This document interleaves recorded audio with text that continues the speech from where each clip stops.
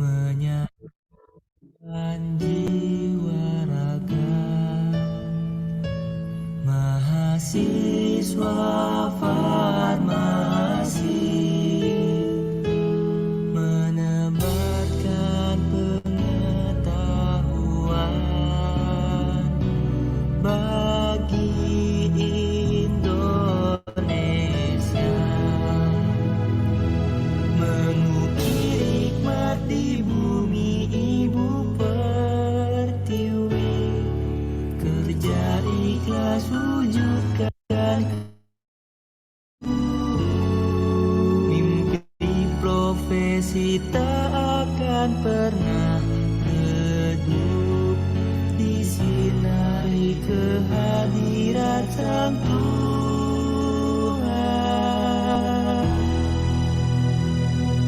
Isma Farsi dalam jiwa, Isma Farsi dalam jiwa. Tebarkan inspirasi seluruh nusa bangsa, Isma Farsi untuk negeri.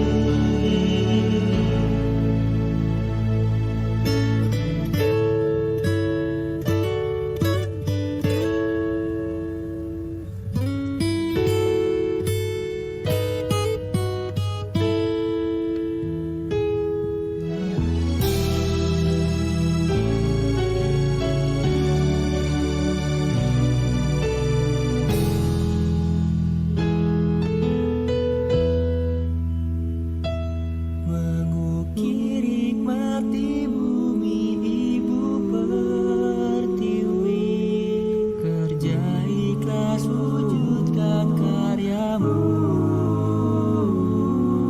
mimpi profesi tak akan pernah redup disinari kehadiran Sang Tuhan.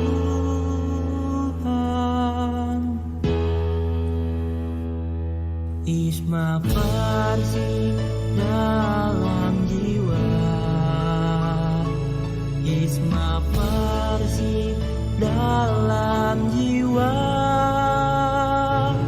Mengukir citra mulia untuk nusa bangsa, Isma Farsi itu kita. Mengukir citra mulia untuk nusa bangsa, Isma Farsi itu kita.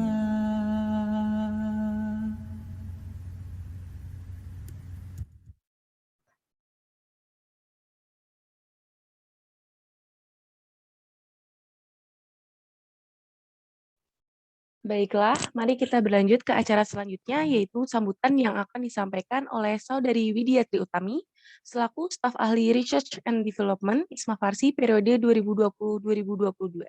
Kepada Saudari Widya Triutami, kami silakan. Baik, terima kasih untuk kesempatannya. Sebelumnya, apakah suara saya terdengar ya? Sudah terdengar. Ya, baik, terima kasih konfirmasinya. Selamat malam semuanya. Assalamualaikum warahmatullahi wabarakatuh. Om Swastiastu, Namo Buddhaya, salam kebajikan. Selamat malam untuk Pak Heri Purnomo, selaku dosen Universitas Gadjah Mada yang bersedia meluangkan waktu pada malam hari ini sebagai pembicara pada kegiatan Farmasi Club. Jadi untuk saya membahas secara singkat saja, untuk Farmasi Club ini merupakan rangkaian dari kegiatan pra 2022, yang dimana di pra 2022 ini ada dua kegiatan, yaitu Farmasi Club dan juga Farmasi Research, di mana untuk Farmasi Club ini merupakan satu bentuk kegiatan, jadi nanti akan ada pembekalan materi oleh pemateri, kemudian dari mulai ke penulisan ilmiah, kemudian juga karena topik kita berfokus ke molecular docking in silico, nah jadi nanti akan diisi oleh Pak Heri sendiri, Pak Hari sendiri, mohon maaf, kemudian dilanjutkan untuk proses mentoring, di mana nanti ada dari peserta akan didampingi selama diskusi oleh mentor. Kemudian setelah itu nanti akan ada output berupa kepenulisan kajian pustaka, di mana nanti hasil dari kajian pustaka dari peserta akan dipilih yang terbaik dan juga dipublikasi di jurnal BIMPI. Nah, di BIMPI sendiri merupakan bagian dari Badan Kelengkapan ISMA Farsi, yang dimana jurnal-jurnal yang sebelumnya juga sudah terpublikasi secara teratur untuk masing-masing volumenya. Jadi dari hasil ini semoga bisa bermanfaat untuk teman-teman yang mungkin lebih tertarik di bidang in silico juga, dan teman-teman bisa belajar lebih lagi terkait dengan prosesnya seperti apa kayak gitu. Terus teman-teman bisa menggali materi yang lebih banyak lagi, dan semoga kegiatan pada hari ini dan juga selanjutnya untuk sampai akhir acara bisa berjalan secara baik dan lancar. Terima kasih juga untuk peserta dan yang sudah antusias hadir, dan juga tak lupa untuk para mentor yang bersedia untuk membantu proses mentoring nanti. Terima kasih juga untuk panitia yang telah membantu keberjalanan kegiatan pada malam hari ini. Mungkin sekian yang bisa saya berikan. Terima kasih, saya kembalikan ke MC. Terima kasih kepada Saudari Widya Tri Utami atas sambutannya. Baiklah para hadirin, sampailah kita pada acara yang ditunggu-tunggu, yaitu pembekalan yang akan dimoderatori oleh Saudari Geta Marielen, yang merupakan mahasiswi farmasi dari Universitas Jenderal Sudirman dan merupakan tim staf ahli nasional ISMA Farsi. Kepadanya kami persilahkan.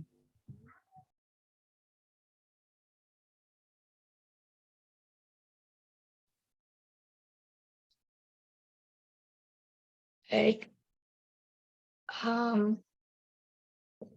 Terima kasih kepada Nurul Masjita Rahmi selaku MC yang sudah memberikan kesempatan kepada saya untuk melanjutkan acara kali ini. Assalamualaikum warahmatullahi wabarakatuh. Salam sejahtera bagi kita semua. Shalom, Om Swastiastu, Namo Buddhaya, dan salam kebajikan. Selamat malam, perkenalkan kembali, saya Gita Marielen selaku moderator pada kegiatan pembekalan Pharmaceutical Research Acceleration 2022 ini. Akan ada dua pembicara hebat yang akan memaparkan materi pada kesempatan kali ini dengan waktu masing-masing 30 menit untuk pemaparan dan dilanjutkan dengan sesi tanya-jawab selama 15 menit. Kepada seluruh peserta Pharmaceutical Research Acceleration, saya sangat mengharapkan teman-teman dapat memanfaatkan waktu sebaik mungkin dengan berpartisipasi aktif dalam kegiatan ini agar esensi dari acara pembekalan ini dapat tercapai secara maksimal. Baik, langsung saja kita lanjutkan ke pembicara pertama kita. Sebelumnya, izinkan saya untuk membacakan kurikulum vitae beliau.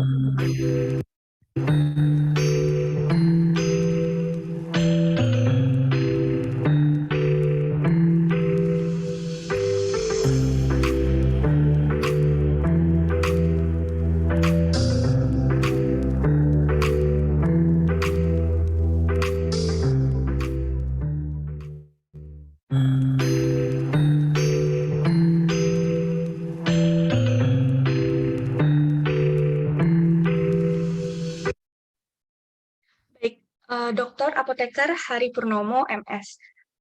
Identitas diri tercantum, tempat dan tanggal lahir Sleman 4 Agustus 1960. Untuk jabatan fungsional akademik, yaitu lektor, dengan perguruan tinggi UGM, alamat, nomor WA, dan sosial media, serta email tertera. Boleh di-scroll ke bawah.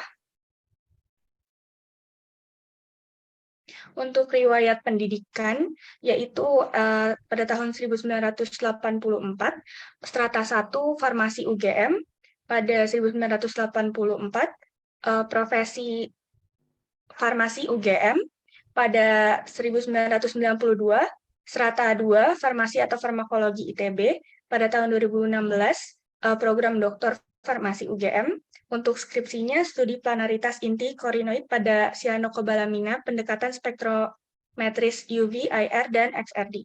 Untuk tesisnya, pengaruh magnesium trisikilat dan aluminium hidroksida terhadap absorpsi klordiazepoksida hidroklorida. Untuk disertasinya, desain molekul, sintesis dan uji in silico analog paracetamol. Untuk pelatihan para profesionalnya yang paling terbaru ada peserta workshop bioinformatik ISCC, peserta workshop molecular docking ISCC dan lainnya. Boleh di-scroll ke bawah. Untuk pengalaman mengajarnya tertera, dan mungkin untuk yang selanjutnya teman-teman bisa baca karena CV-nya sudah dikirim juga di grup.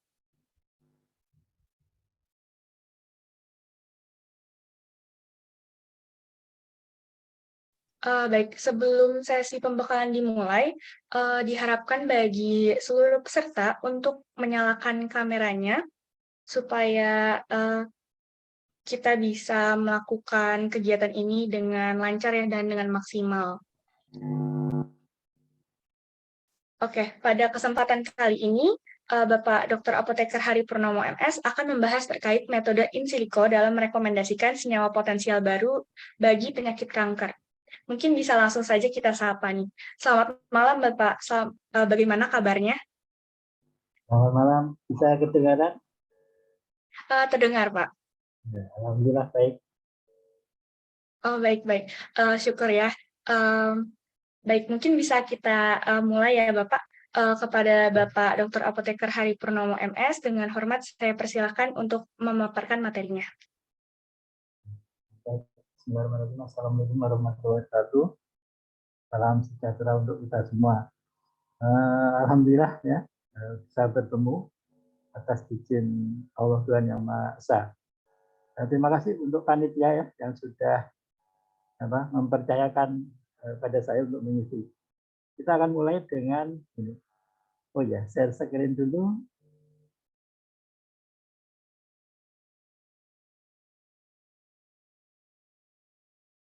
Apakah kelihatan? Sudah terlihat Bapak. Baik.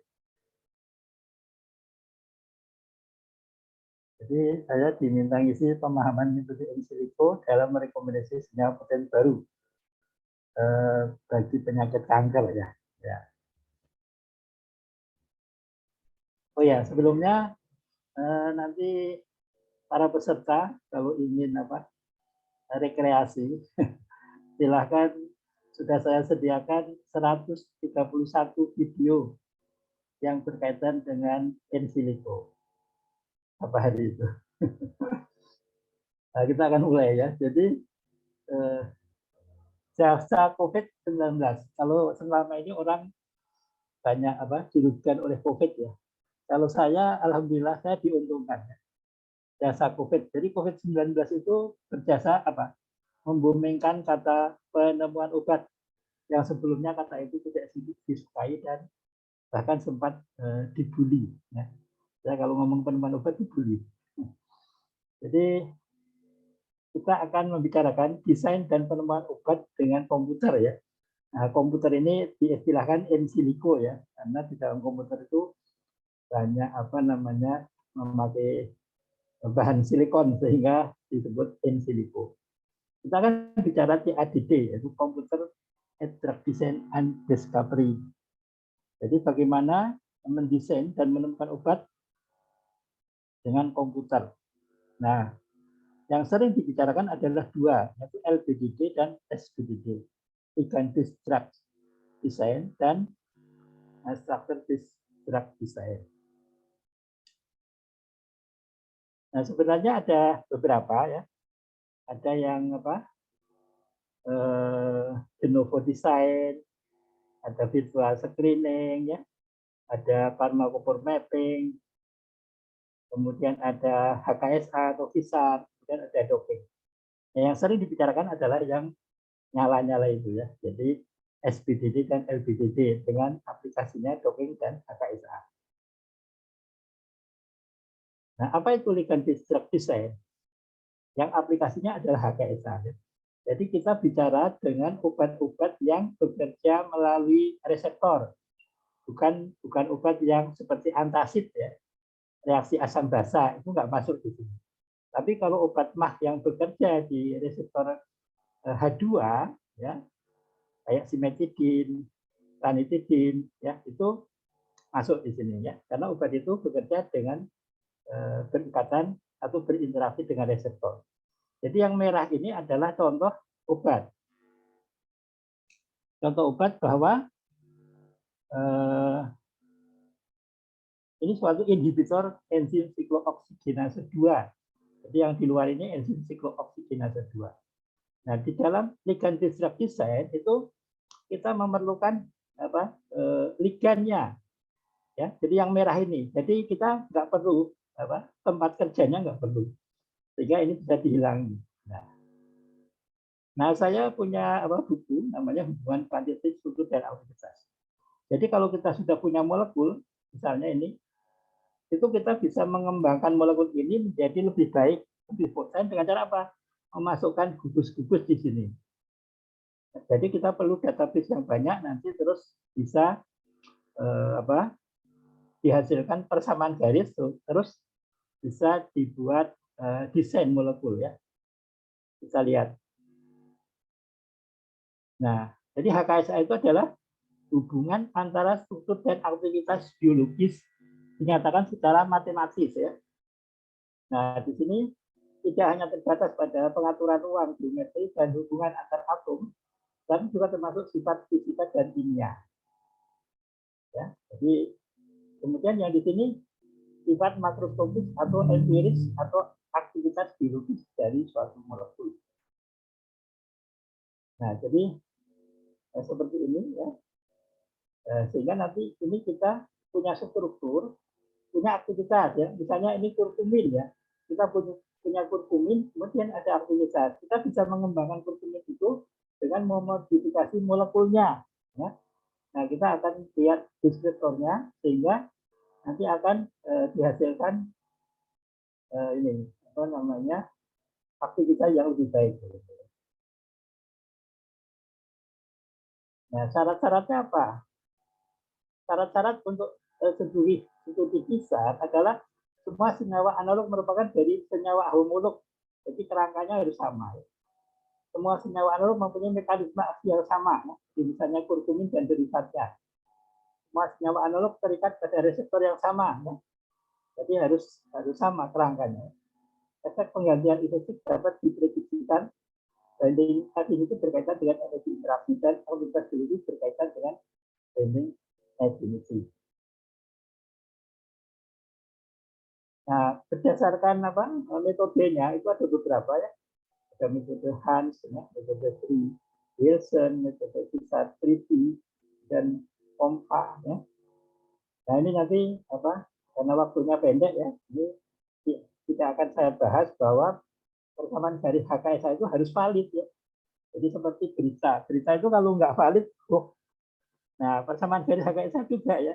Banyak jurnal-jurnal yang persamaan garisnya itu nggak valid sebenarnya. Nah, di YouTube saya ada itu bagaimana mereview jurnal HKSA.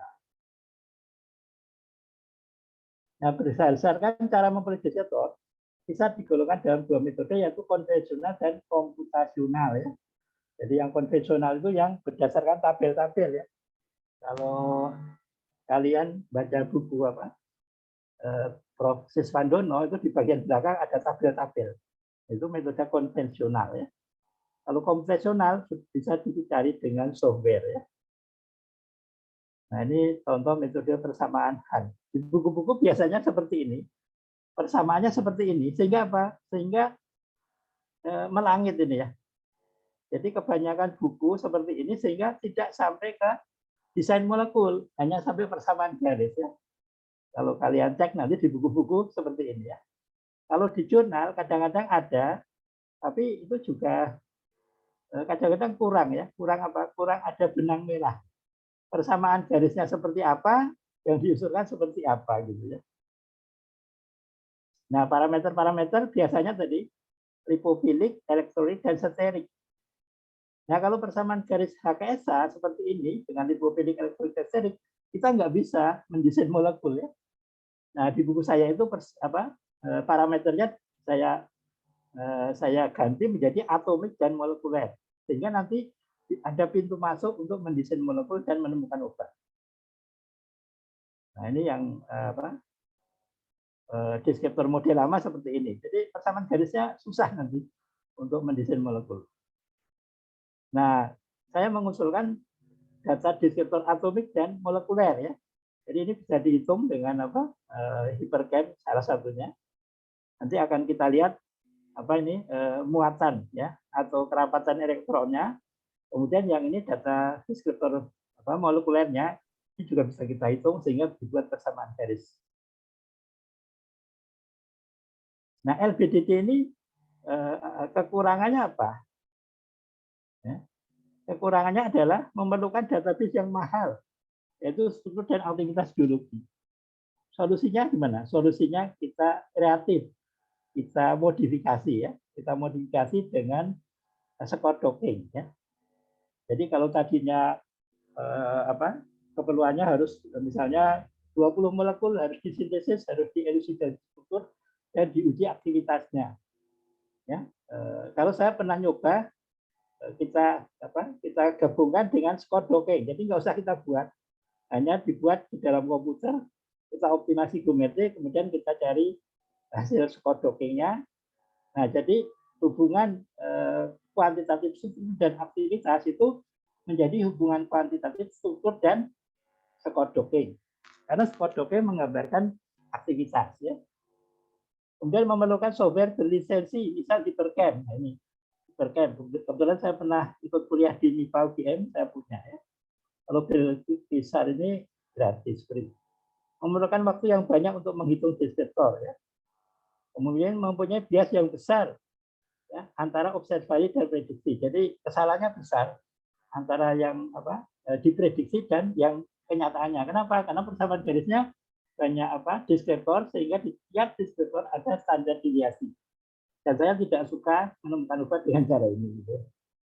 Kelebihannya apa? Bisa dimodifikasi menjadi HKSS, ya. Hubungan kuantitatif struktur dan score docking. Nah, jadi ini kemudian yang berikut SBDD, Scientific Drug Design ya. Aplikasinya molecular docking ya.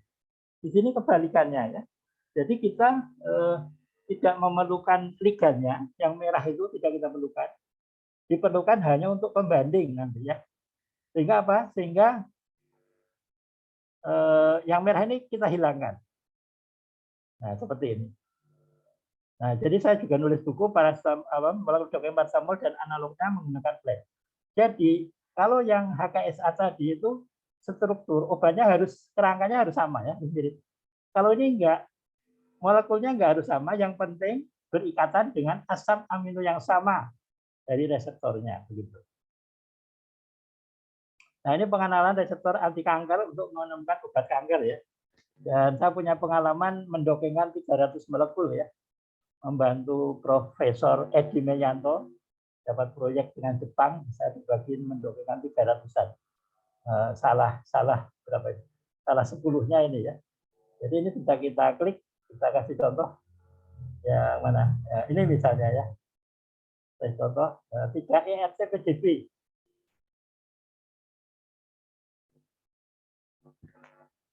Nah, jadi di sini ada human estrogen receptor alpha ligand binding domain and complex with 4-hydroxytamoxifen. Ya.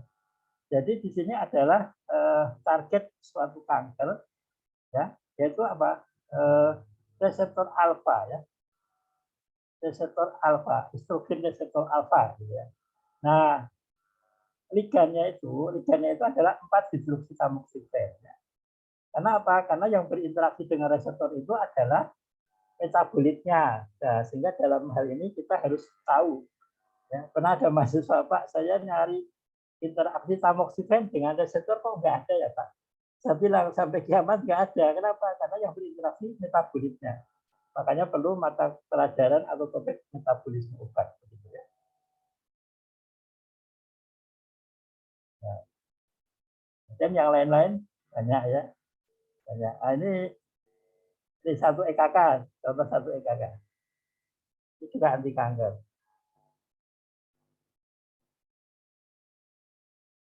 Nah, jadi ini target ya, EGFR kinase domain kompleks with ya, dan seterusnya ya.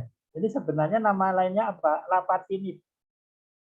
Tapatinib itu obat anti kanker atau obat kanker ya, atau obat kanker atau anti kanker ya. Kalau yang diobati kanker, kalau anti kanker sudah nama obatnya. Jadi tapatinib ini adalah anti kanker yang ditemukan dengan molekular docking. Hanya butuh waktu berapa? 5 sampai 10 tahun. Sementara taksol, obat kanker juga dengan cara lama diperlukan waktu 40 sampai 50 tahun. Jadi betapa nikmatnya sekarang ini untuk menemukan obat. Nah, sekarang yang tentang bagaimana kita menemukan obat lewat desain ya. Jadi kalau zaman dulu itu kalau saya masuk farmasi tahun 79. Kalau mau menemukan obat itu pertama harus membuat molekul yang baru. Terus diapain? Dicoba satu-satu. Kalau pengen analgetik dicoba dengan metode analgetik gimana percobaannya pakai hewan coba gitu ya. Kalau nggak ada khasiat dicoba lagi. Jadi sangat melelahkan. Nah, dengan cara seperti ini, dengan cara in silico, saya sudah menemukan obat. Mohon doa restunya, saya menemukan obat yang saya kasih nama Algetika. Al itu bahasa Ibrani Tuhan, getika itu analgetik antipiretik. Jadi analgetik antipiretik kiriman Tuhan. Ya, dan itu lebih bagus dari paracetamol, lebih poten, lebih murah, kemudian lebih aman. Nah, sekarang sedang dikerjasamakan dengan Kimia Farma, kemudian jadi BPO di Indonesia. Karena sampai sekarang belum ada temuan obat sintetik dari Indonesia. Nah, kita akan mencoba bagaimana penggunaan molekular docking untuk mendesain. Jadi didesain dulu obatnya, kemudian nanti disintesis, kemudian dibuktikan. Nah, ini pernah saya presentasikan di simposium atau saklik. Nah, di ESCC conference ya, konferensi. Jadi ceritanya apa? Ceritanya saya namakan obat itu boron gamma. Sebagai apa? Sebagai inhibitor ya, enzim yang namanya tirosin kinase. Nah, tirosin kinase ini untuk apa? Untuk targetnya untuk anti kanker. Jadi anti kanker di sini kankernya kanker sel darah putih. Nah, kita lihat bahwa tirosin kinase ini adalah target suatu berbagai kanker, khususnya adalah leukemia. Leukemia. Tapi di sini punya efek sampingnya, inhibitor yang namanya asanaptiridin, ini nama obat. Ini punya efek samping genotoksik. Nah, sehingga saya mencoba bagaimana membuat molekul lain yang potensinya sama di situ. Nah, sehingga kita butuh material dan metode. Ya, kode PDB ini bisa diunduh di NTSD 5LNA. Isinya apa? Nah, ini isinya asanaptiridin tadi ya, asanaptiridin kemudian sama suatu enzim ya, enzim target ini sebagai reseptor atau sebagai target obat, yaitu tirosin protein kinase. Nah, ini strukturnya. Nanti kalian boleh nanya, kok bisa saya punya ide seperti ini? Biasanya saya tawarkan ini sampai akhir nggak ada yang nanya, ya. Ada yang nanti rahasia apa? Enggak rahasia mau ditawarkan. Nah, ini softwarenya Yasara, Martin, Plan. Yasara ini gratis ya, gratis. Martin juga gratis. Kemudian Plan ini juga gratis ya. Nah, Plan ini aslinya itu dari Jerman yang bekerja di Linux ya. Kita kan kadang-kadang kalau sama Linux itu kurang familiar ya. Sudah biasa pakai Windows, khususnya saya. Sehingga sama Pak Satrio Nuryadi, dosen IT di Universitas Teknologi Yogyakarta itu dimodifikasi menjadi operasionalnya di Windows. Nikmat banget ya.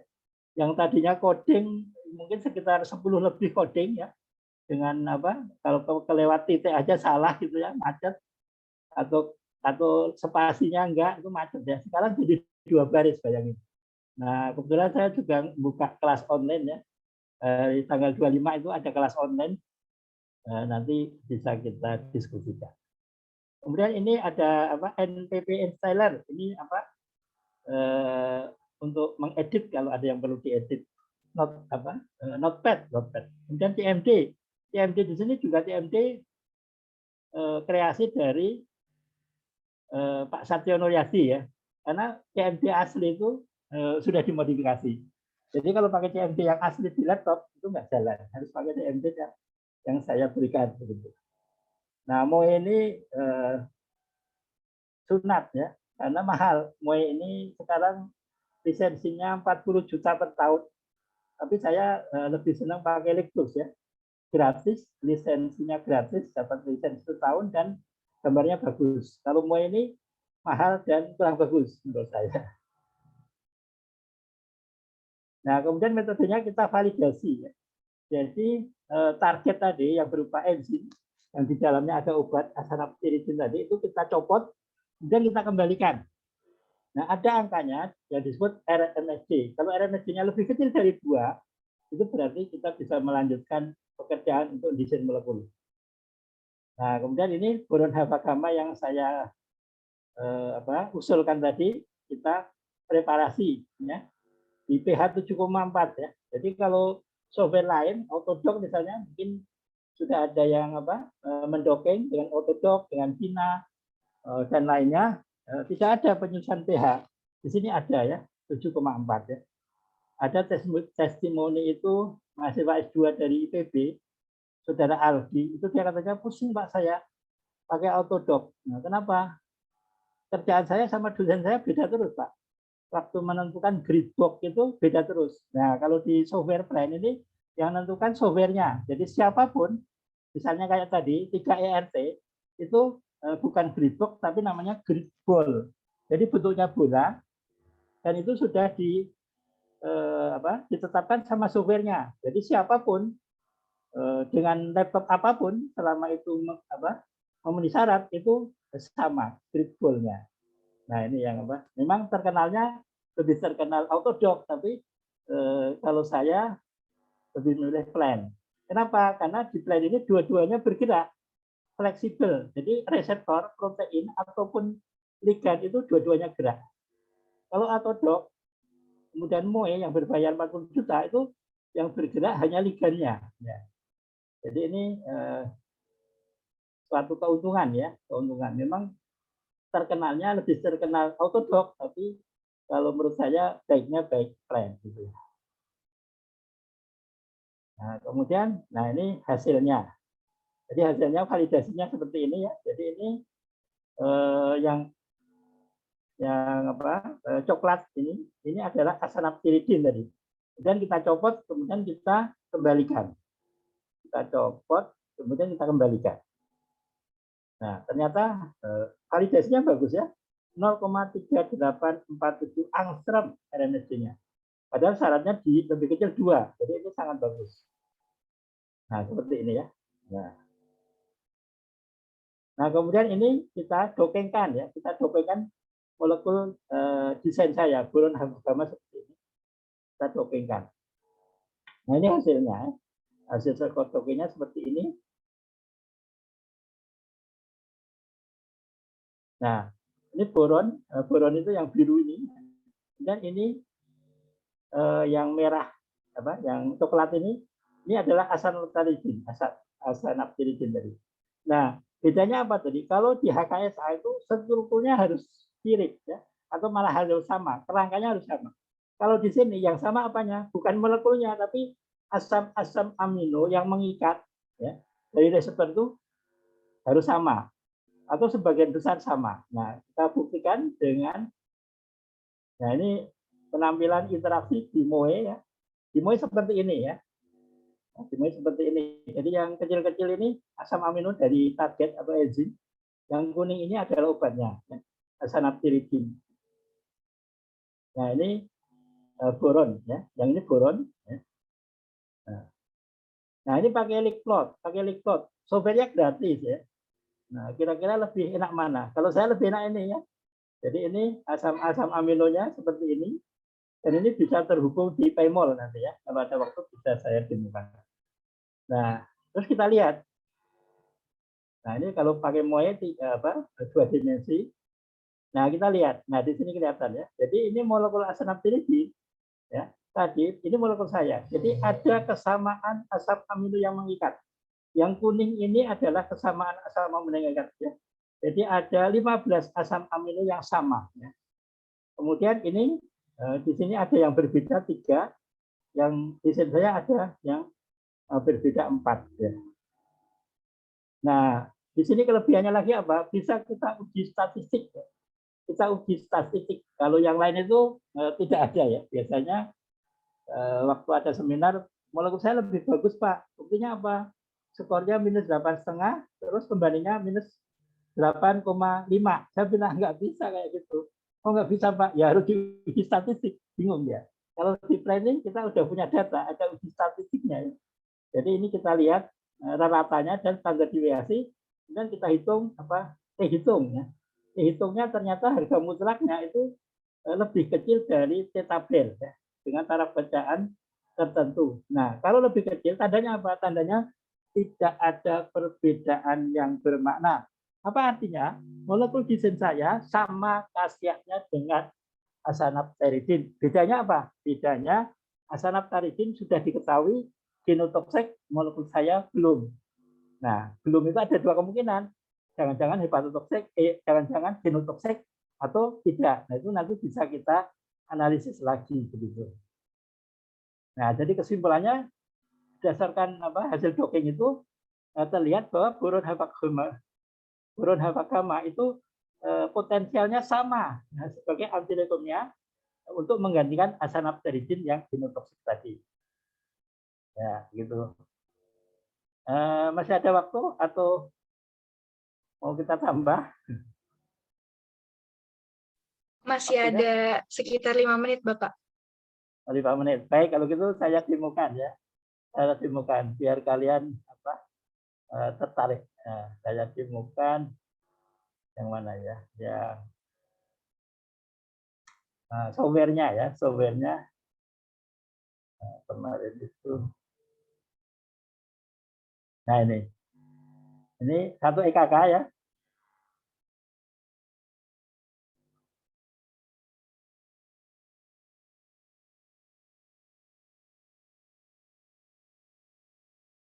Nah, kita pakai Martin Scan ini gratis ini ya. Nah, kita lihat ini satu EKK tadi. Ini yang ini itu rapatinib, bisa kita klik, ya, kita zoom. Nah, kita gerak-gerakkan ya. Kemudian ini bisa kita show atau displaynya kita buat stick. Nah, ya, jadi kalau saya besarkan, nah seperti ini. Nah, jadi nanti kita kita copot ininya, ya. Kita copot ininya, nah, terus kita buat beberapa konformasi, kita masukkan lagi yang paling kecil RMSD-nya itu bisa kita jadikan untuk validasi. Ya, begitu. Nah, kemudian satu lagi software yang namanya Yasara ini.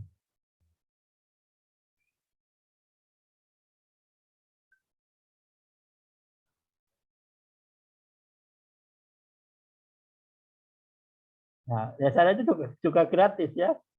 Kita tinggal isi data, kemudian nanti bisa bisa dapat lisensi kayak tadi ya. Nah, ini saya kasih contoh yang satu EKK tadi ya. Kalau dibuka pakai Yasara seperti ini ya. Nah, ini bisa kita pencet-pencet F1, F2, F3, F4, F5 gitu ya. Nah, kita akan lihat obatnya di mana.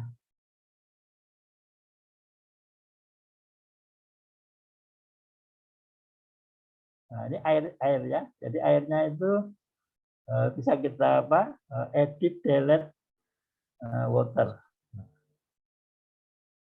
Nah, sehingga Sehingga ini juga kita delete juga. Fosfatnya kita delete.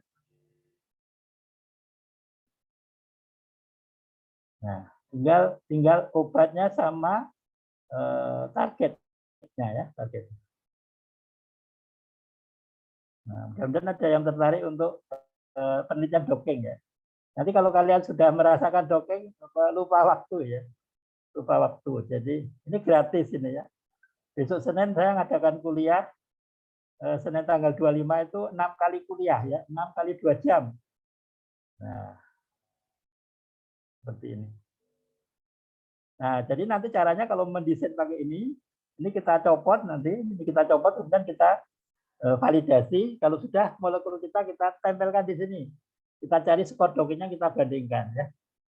Ya, gitu. Sebenarnya masih ini molekuler dongengnya belum ya, tapi mungkin waktunya cukup enggak ya. Molekuler dongeng ini. Nah, cepat aja ya, molekul dongeng itu adalah interaksi obat reseptor ya, skor dongeng nanti yang dicari. Energi yang paling stabil ya. Energi yang paling stabil. Nah, ini ada rigid dongeng, ada semi fleksibel ya. Semi fleksibel itu reseptornya kaku, ligannya bergerak ya. Nah, ini fleksibel yang plain contohnya. Ini adalah menirukan kerjanya semut ya. Semut dari sarang mencari makanan ya. Nah, itu dipelajari sama Korp dan kawan-kawan ini. Nah, ini kelebihan dan kekurangan dongeng, menghemat waktu dan biaya, software banyak pilihan, free, sangat mudah dilakukan. Kekurangannya apa? Harus pemilihan PDB harus tepat ya. Jadi kalau targetnya salah ya salah ya. Nah, itu yang ada orang yang tidak mau ditawarin dongeng, kenapa? Nggak cocok Pak Hari. Ya mungkin saja salah. Kenapa? Pemilihan PDB-nya nggak tepat. Memerlukan pengetahuan metabolisme obat tadi ya. Pemilihan software harus tepat ya. Memerlukan pengetahuan kimia organik, desain sintesis dan elusidasi struktur bagi pendesain molekul. Kalau untuk menemukan obat beneran gitu ya. Nah, ini beberapa software yang lain, ada Autodoc, ada Code ya. Ini berbayar, ini setara dengan plan ya. Bedanya yang satu gratis, yang satu free. Nah, ini plan tadi. Ini Moe yang berbayar 40 juta per tahun sekarang ya. Farmasi punya lisensi 2 tahun. Berarti 80 juta ya. Nah, ini GLAD. Nah, tadi yang saya katakan RMSD harus divalidasi ini. Lebih kecil dari 2 angstrom. Nah, ini sama dengan tadi. Nah, ini kelebihannya tadi. Dapat dioperasi, kemudian baik protein maupun ligan bergerak, ini yang penting. Nah. Kemudian kelemahannya tadi, plan itu tidak menyediakan fungsi preparasi protein, jadi perlu software lain ya. Tapi ini bisa kita atasi karena sama-sama gratis ya. Sama-sama free. Ini ya cara Semaxon gratis juga. Nah, ini cara apa kerjanya? Kita pakai Yasara, Semaxon, dan pakai Dongeng, pakai plan. Visualisasinya pakai Lickflows dan PyMol. Nah, ini penelitian saya, penemuan obat saya. Nah, ini tadi udah ya. Nah, penemuan obat saya seperti ini. Nah, ini ya. Jadi paracetamol itu minus 67 skornya. Ini S58 yang ada di PDB. Kemudian asetosal, kemudian molekul saya. Nah, ternyata setelah dibuktikan dengan uji hewan coba itu cocok ya, cocok sehingga apa? Sehingga metodenya cukup bagus ya. Metodenya cukup bagus. Nah, ini apa? Saya menggunakan plan ini dapat 3 penghargaan dari UGM ya. Insan berprestasi. Jadi plan ini berjasa banget sama saya. Makanya saya tidak mau pindah ke lain hati. Masuk ke Inovasi Indonesia ya 3 kali juga ya. 106, 107 dan 109 ya. Waktu 106 ini saya barengan sama mahasiswa UMI ya. Ada yang dari UMI, Saudara Restuan Lubis, sekarang sedang S3 di Jerman.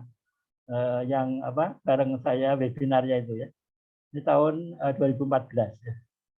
Kemudian menghasilkan 2 paten. Nah, paten yang ini yang sebelah kiri Alkitika ini yang sedang diminati kimia farma untuk mudah-mudahan menjadi BPPU, bahan baku obat di Indonesia, karena belum ada satupun temuan bahan baku obat dari Indonesia. Selainnya kebanyakan lisensi ya, lisensi. Nah, mungkin itu yang bisa saya sampaikan. Kalau ada pertanyaan, dipersilahkan. Baik, karena pemaparan materi telah selesai, akan kita lanjutkan ke tanya jawab. Bagi partisipan yang ingin bertanya atau mungkin berdiskusi secara langsung, saya persilahkan untuk raise hand, lalu menyalakan mikrofon setelah dipersilahkan, atau mengetikkan pertanyaan di kolom chat Zoom dengan format nama underscore asal instansi underscore pertanyaan, yang kemudian akan saya bacakan kepada pembicara kita.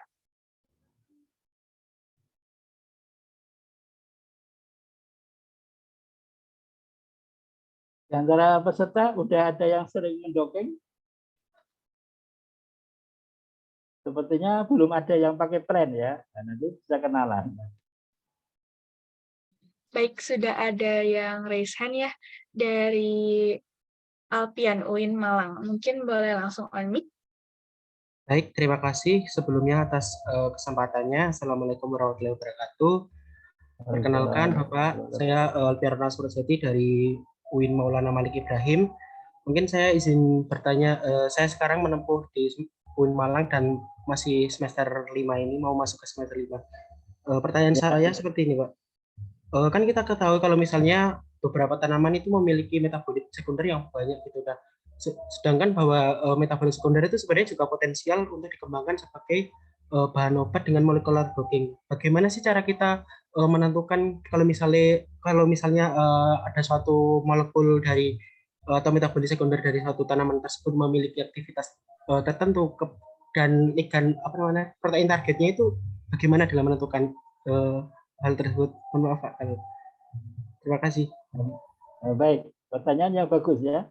Jadi kebetulan saya bimbing banyak sekali ya. Alhamdulillah sering dapat A ya dari Wahid Hasim. Ada nggak dari Wahid Hasim Semarang ya? Universitas Wahid Hasim. Jadi kalau dari tanaman itu kan ada kandungannya.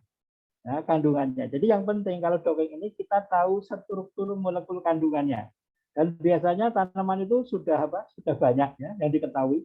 Itu kita bisa berkunjung ke PubChem. Kita ketik di sana PubChem-nya, misalnya quercetin.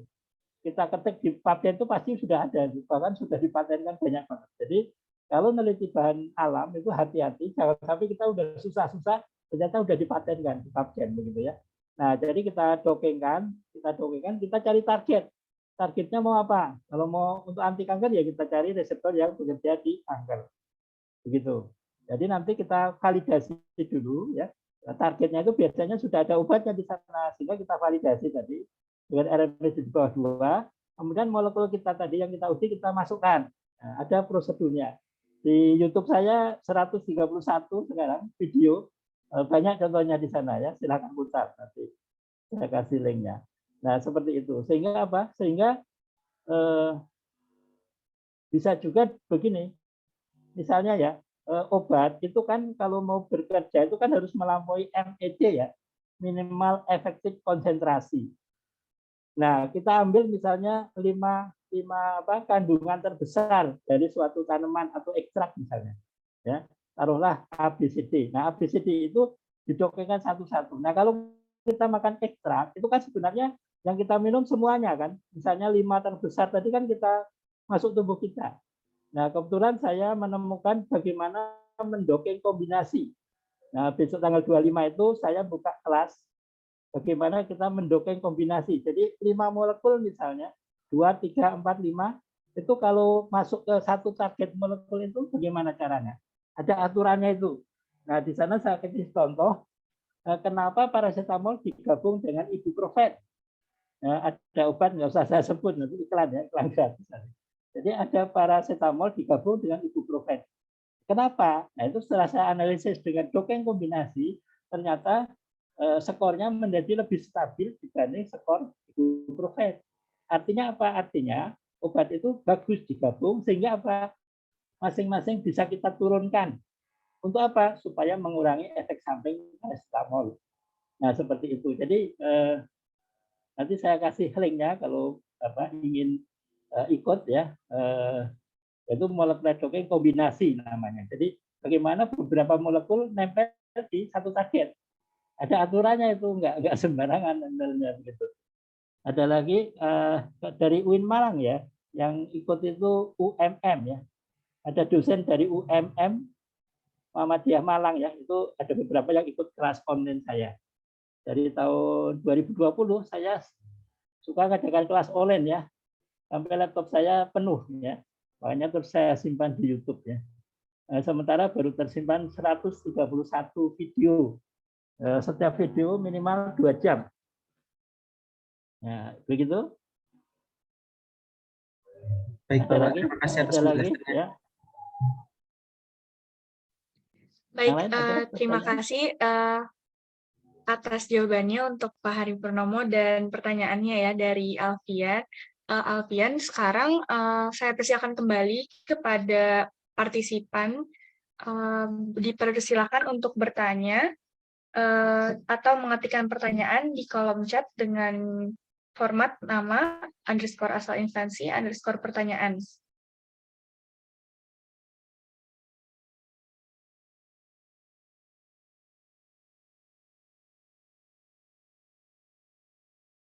Tak kenal maka tak sayang ya. Kalau udah kenal dengan komputasi itu bisa lupa waktu ya. Kita bisa nengok-nengok reseptor dengan laptop sampai detail. Zaman saya dulu mana bisa ya. Reseptor aja harus dibayangkan apa itu makromolekul. Sekarang ini bisa kita copot, bisa kita modifikasi.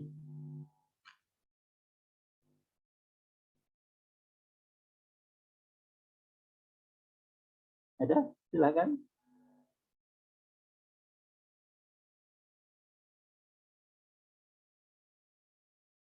Anak PKM juga banyak ya. PKM itu PKM dana 7 juta, dongeng kandungan tanaman apa gitu ya. Ya itu bisa itu.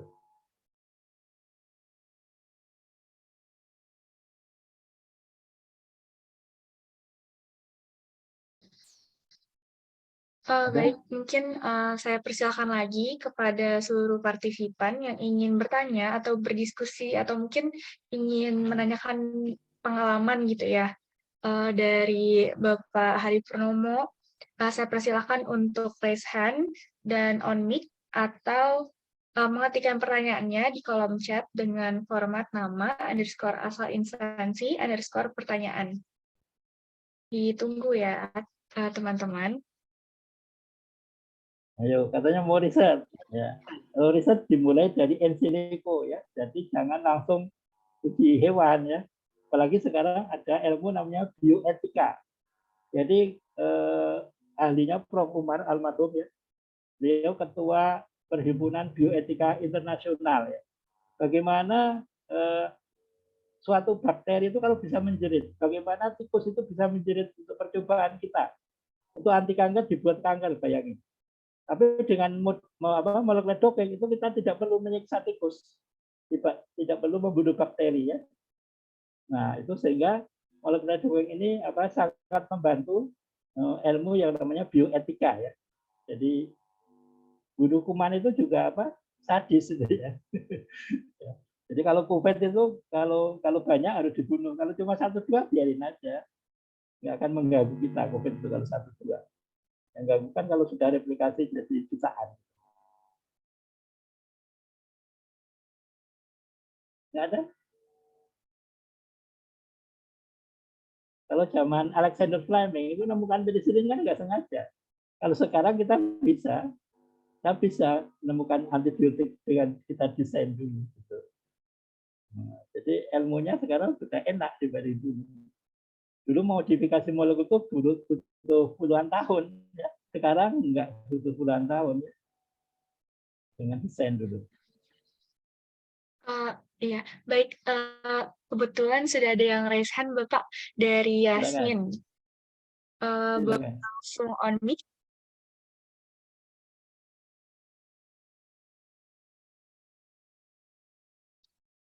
Kepada Yasmin, apakah suara saya terdengar?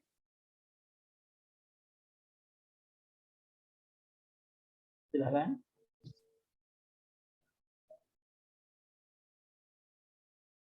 Mohon maaf Bapak, Mungkin itu teman kelompok saya katanya sinyalnya tiba-tiba putus. Izin masuk. Iya, dipersilakan. Baik, sebelumnya terima kasih atas kesempatan yang telah diberikan. Saya Yasmin Ari Agustin dari UIN Malang. Pertanyaan yang saya ingin tanyakan yaitu ketika melakukan suatu doping, bagaimana caranya untuk meningkatkan potensi atau menurunkan toksisitas senyawa dengan misalnya dengan menambahkan atom-atom seperti itu. Jadi bagaimana caranya kita itu menambahkan atom agar meningkatkan suatu afinitas atau suatu aktivitas. Sudah? Ya, jadi kalau kita punya molekul, sudah diketahui aktivitasnya, kemudian kita pengen bagaimana caranya molekul itu bisa menjadi lebih baik. Nah, itu di YouTube saya juga ada contohnya ya. Jadi caranya dengan HKSA, hubungan kuantitatif struktur afinitas. Di workshop itu yang mengadakan FK Universitas Andalas Padang ya. Workshopnya 2 hari, masing-masing sekitar 7 jam. Yang 7 jam doping, yang 7 jam adalah HKSA. Jadi caranya molekul itu nanti dimodifikasi ya, di atas kertas saja ya, dengan yang namanya gabungan dengan doping. Silakan lihat di video saya, mungkin bisa saya ini juga ya. Mungkin saya tunjukkan ya, supaya nanti saya pastekan di chat ya. Saya tunjukkan dengan cara saya harus keluar dulu. Nah, jadi di YouTube saya udah share screen belum ya? Belum ya? Belum, Bapak. Oh, belum. Nah, saya harus share screen dulu.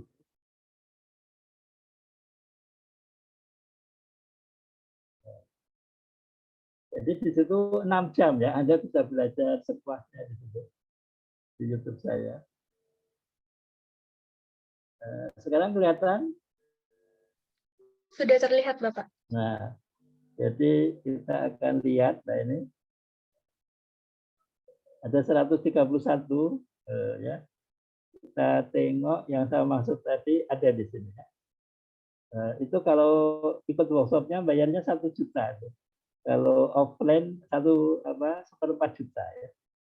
Saya minta izin sama staf ahlinya Kementerian Kesehatan, Dr. Andani untuk bisa upload di YouTube biar bisa dilihat banyak orang ya, biar bermanfaat ya, tidak harus bayar 1 juta ya.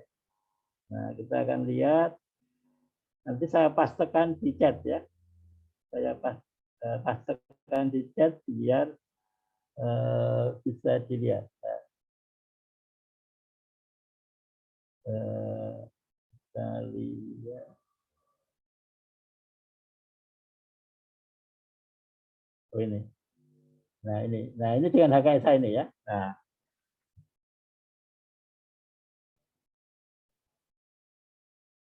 ini akan nanti silakan buka ya. Saya akan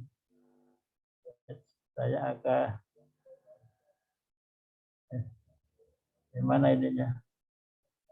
Malah kehapus ya.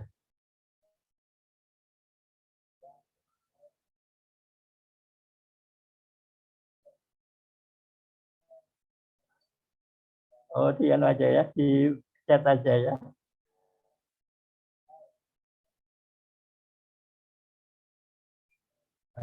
Kita chat ini. Nah, kita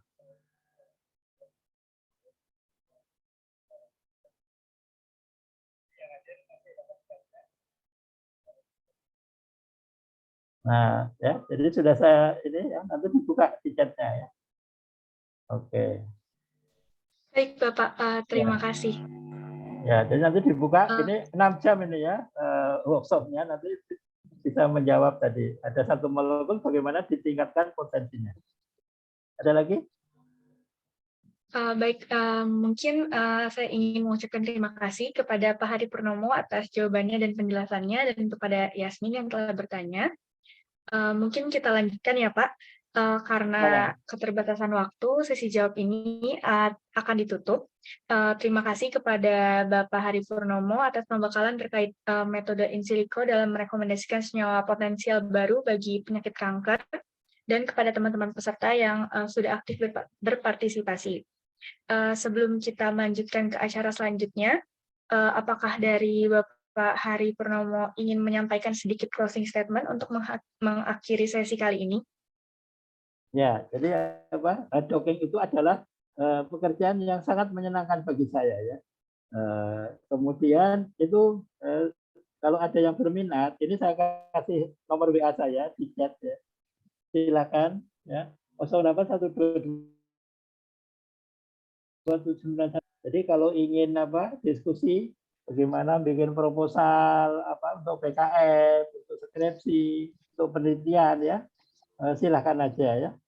Bahkan ada dari Udayana itu ya, ada 2 profesor di sana ya, ikut kuliah saya ya, karena menarik ya. Nah jadi itu aja ya, mudah-mudahan bermanfaat. Demikian, terima kasih atas waktunya yang diberikan pada saya, mudah-mudahan bermanfaat. Mohon maaf jika ada kesalahan. Saya akhiri. Wassalamualaikum warahmatullahi wabarakatuh. Waalaikumsalam warahmatullahi wabarakatuh. Baik, terima kasih. Sekali lagi saya ucapkan kepada Bapak Hari Purnomo yang telah meluangkan waktunya untuk membimbing para partisipan pada kegiatan hari ini.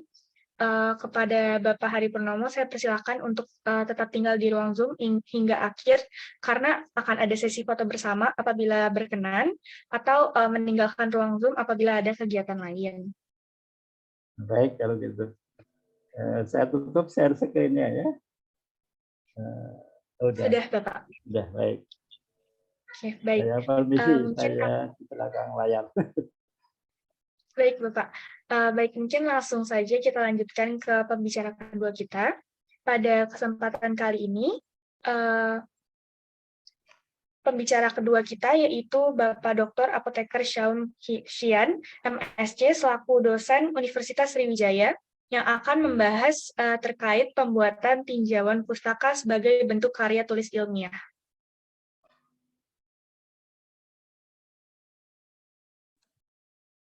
Ya, bismillah.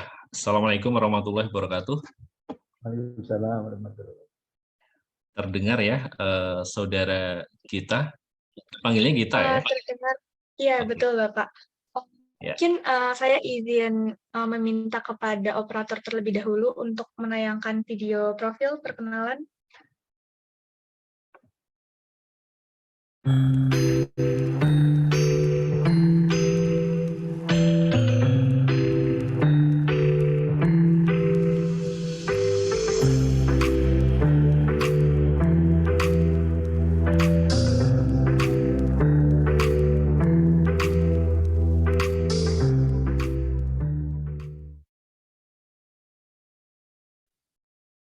Baik, mungkin bisa langsung saja akan saya sapa.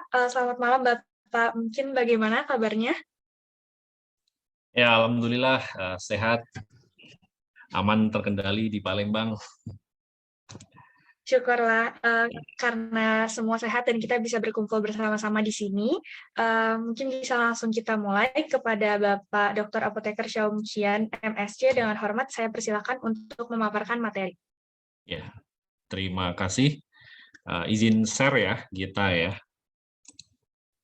Baik, Bapak. Oke, sebentar, saya persiapkan dulu.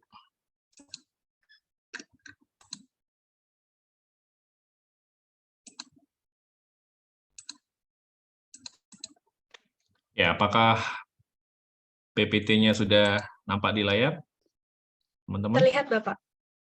Oke. Ya, saya buka. Bismillahirrahmanirrahim. Assalamualaikum warahmatullahi wabarakatuh. Selamat malam. Dengan semangat, tetap semangat pagi ya. Tadi Pak Dr. Hari Purnomo, Apoteker, sudah menyampaikan materi tentang docking. Selamat malam Pak Hari. Sugeng Dalu Pak Hari. Sugeng Dalu. Beliau adalah guru saya sebenarnya Pak Ari. Saya alumni bahan alam di farmasi UGM di angkatan 2004, iya. Pak. Nggak ketemu Iya. saya ya. Iya, Saya belum pernah, tapi saya bahannya bukan ngikutin terus alam. insya Allah. Oh, Iya. iya. Iya. Saya izin untuk berbagi dengan adik-adik ini Monggo, Pak ya di monggo. ISMA Farsi. Kebetulan dapat WA dari tim ISMA Farsi. Pak Saum diminta untuk menyampaikan materi tinjauan pustaka ya kita ya ke teman-teman di sini. Nah, saya lihat tadi saya menyimak ternyata ada yang masih semester 4 gitu ya. 4, 5 ya. Ada lagi nggak yang di bawahnya? Mungkin masih semester berapa ya? 3 mungkin, atau masih benar-benar baru gitu ya. Atau juga udah ada yang di semester atas gitu ya. Nah, kemudian topiknya adalah tinjauan pustaka gitu ya. Saya bertanya-tanya ya kita ya. Ini kalau tinjauan pustaka berarti apakah arahnya mau membahas untuk di skripsi, proposal, proposal bisa aja nanti di kegiatan kemahasiswaan ya kita ya, kayak PKM dan seterusnya kan bisa sebenarnya. Atau nanti ada hubungannya dengan lebih skup atau ruang lingkupnya itu lebih luas gitu ya. Misal kita membicarakan tentang referensi, citasi dan seterusnya. Nah, nanti kita akan coba bahas ya. Saya hanya menyampaikan beberapa poin-poin penting. Kita akan lebih banyak nanti diskusi saja karena juga udah malam ya. Enaknya kan ngopi sambil ngobrol saja gitu ya. Oke. Sebelum ke sana, sebenarnya saya lebih bergerak di bidang, bukan di bidang ya, kalau di universitas saya lebih suka main-main dengan teman-teman mahasiswa gitu ya.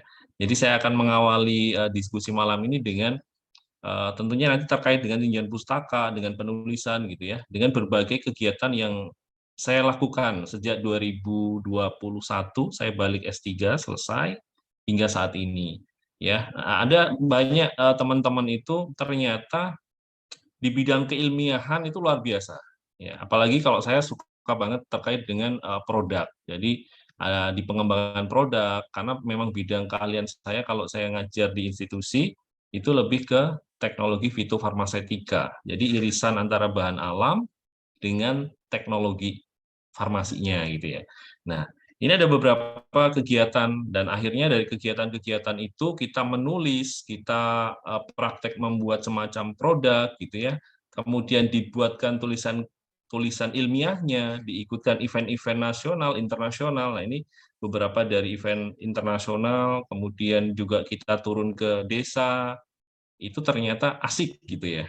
Nah, kemudian ada beberapa event, ini masih di Semarang, tapi event internasional, dan sebetulnya juga Agustus ini kami ke Turki, ke Korea, itu ada beberapa event internasional juga.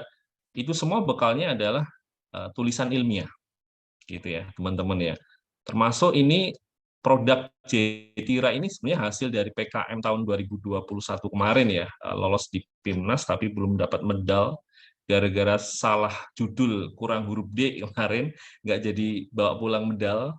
Nah, di situ semuanya ada teknik, ada cara-cara bagaimana kita nanti menulis, termasuk yang spesifik ya, tema diskusi malam ini tinjauan pustaka tadi sebenarnya. Ya, sampai juga nanti banyak contoh lah ya terkait dengan penulisan ilmiah yang baik, yang benar, yang tepat sasaran itu seperti apa. Oke, masuk ke sini. Kalau kita perhatikan ya teman-teman, kita harus bisa mulai membedakan apa itu artikel ilmiah, apa itu jurnal. Kadang-kadang kebalik-balik ya. Artikel ilmiah itu kan adanya di suatu jurnal, gitu ya. Nah, ini salah satu contoh aja. Teman-teman S1 semua nih sebenarnya. Ada Jessica, ada nama-nama Indah, itu adalah nama-nama anak-anak S1. Ya, memang akhirnya saya take off gitu ya. Saya ambil karena mereka sudah nggak, apa istilahnya, ada yang lulus, kemudian menyerahkan data itu ke pembimbing, akhirnya nama saya otomatis di depan ya kemarin. Tetapi pekerjaan ini semua adalah pekerjaan teman-teman S1 nih kemarin. Ya. Jadi ini jurnal-jurnal artikel yang dipublish, alhamdulillah publish di international jurnal, dia bisa di Scopus, Web of Science dan seterusnya. Semuanya tadi ada hal-hal yang sepertinya sepele, seperti disitasi, tinjauan pustaka. Nah, di situ semuanya ada ya nanti. Atau kita nanti akan membicarakan juga filosofi ngeteh, misal seperti ini. Kalau tadi Pak Haripur sudah menjelaskan tentang docking gitu ya, dengan bisa kita bermain-main dengan mengotak-atik gugus fungsi nih ya. Banyak hal yang bisa dikerjakan gitu ya. Nah, tinjauan pustaka pun ada filosofi seperti kita ngeteh. Atau kalau saya tanya deh ke teman-teman malam ini gitu ya. Bagaimana cara teman-teman di sini kalau bikin lemon tea atau es lemon tea gitu ya? Gimana? Ada yang bisa jawab nggak? Cara bikinnya seperti apa sih yang biasa kalian kerjakan? Ada yang pernah bikin nggak? Kita pernah bikin? Pernah nggak? Kalau lemon tea sih enggak sih, Pak. Nggak pernah bikin ya. Tapi kebayang nggak? Ada yang bisa jawab nggak? Bikin lemon tea itu yang tepat seperti apa? Atau pernah memperhatikan ketika kita makan di warung-warung gitu ya, atau di pecel lele itu ya. Dulu waktu masih di Jogja, sering kan ke pecel lele misal itu ya. Yang banyak dikerjakan gimana? Teh dulu ya. Teh itu udah diseduh. Ya kan? Tehnya udah diseduh. Kemudian teh yang sudah jadi udah dikasih gula, dikasih ya udah siap, baru dikasih lemonnya, ya nggak sih? Seperti itu ya. Nah, ada yang kepikiran nggak? Kalau dari sisi kita, dari seorang farmasis, dari seorang formulator gitu ya, cara bikin es lemon tea yang pas gimana? Sama aja atau beda? Ada? Ada yang mau mengungkapkan atau membagi sharing pengalaman? Ada nggak? Ini nantinya akan kita bawa ketika kita menulis gitu ya, apalagi kita membicarakan tadi sebenarnya tinjauan pustaka. Kayaknya nggak nyambung ya. Tapi ada sisi menarik yang harus kita pahami secara konsep gitu loh. Tadi teori semut tadi itu ya, itu benar banget gitu ya. Ketika kita membicarakan docking, ya hubungan struktur dengan aktivitas dan seterusnya, itu suatu filosofi atau konsep yang menurut saya unik dan luar biasa. Sama ketika kita membicarakan ini. Oke, kalau kita membicarakan teh, komponen aktif atau senyawa fitokimia yang ada di teh itu apa sih? Apa? Ya, anak farmasi semua loh ya ini ya. Di teh itu yang sangat luar biasa apanya? Komponen katekin derivat, ya nggak sih? Senyawa fenol, flavonoid katanya kayak gitu ya. Ada katekin, epigalokatekin galat dan seterusnya. Antioksidannya kuat, ya kan? Kalau dari berbagai artikel ilmiah yang terpublish banyak sekali ya, antioksidan untuk agen kemopreventif cancer dan seterusnya, banyak sekali itu. Nah, itu semua adalah senyawa-senyawa yang sifatnya instabil ya, atau stabilitasnya juga nggak kuat-kuat amat. Asam kan di hasil riset di kalau saya di bahan alam ya, saya background saya di bahan alam di biologi farmasi, dia memberikan suatu nanti ya stabilitas di si katekinnya ternyata juga beda loh, ada pengaruhnya loh gitu ya. Nah ini sama aja ketika kita bikin lemon tea di dapur ya gitu ya, itu akan beda. Nah kemudian kita masuk ke sini. Nah kalau tinjauan pustaka yang dimaksudkan dalam materi diskusi malam ini yang dimaksud gitu ya, itu digunakan nanti arahnya untuk skripsi atau bikin proposal gitu ya, pasti strukturnya akan seperti ini. Umum lah, nggak usah saya sampaikan detail gitu ya. Pasti di kuliah Metopen, di metodologi sudah disampaikan oleh dosen-dosen teman-teman sekalian di fakultas atau di universitasnya masing-masing. Nah, saya contohkan kalau untuk skripsi. Kalau ini ada satu judul, salah satu judul saja gitu ya. Karena tadi ya saya di fitofarmasetika, irisan antara biologi farmasi bahan alam dengan teknologi farmasi ya, dan tentunya ada analisa dan farmakologinya di situ.